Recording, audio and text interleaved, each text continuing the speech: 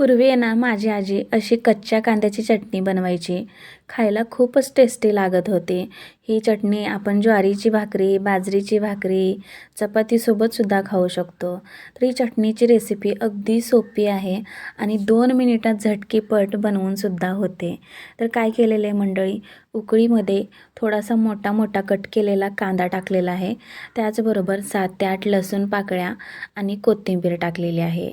आता टाकूया घरगुती लाल तिखट. त्याचबरोबर चवीनुसार मीठ ॲड करायचं आहे यामध्ये. ही चटणी जी आहे ना ती अगदी उकळीमध्येच वाटून घ्यायचं, मिक्सरमधून काढायची नाही आहे.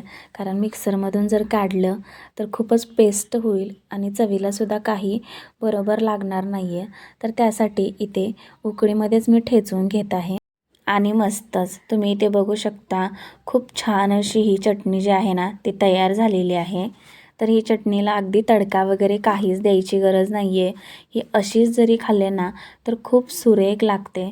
तर यामध्ये अगदी थोडंसं आपण कच्चं तेल ॲड करूया. आणि झाली ना मंडळी तयार ही कच्च्या कांद्याची चटणी. कशी वाटली रेसिपी मला नक्की कमेंट्स करून सांगा. आवडल्यास लाईक, शेअर आणि चॅनलला नक्की सबस्क्राईब करा. ह्या चटणीमध्ये लागणारं कोथिंबीर, त्याचबरोबर लसूण आणि जो कच्चा कांदा, कमालीचं कॉम्बिनेशन आहे. जर तुम्ही भाकरीसोबत जरी खात असाल ना तर अतिउत्तम लागणारी ही चटणीची रेसिपी नक्की करून पहा.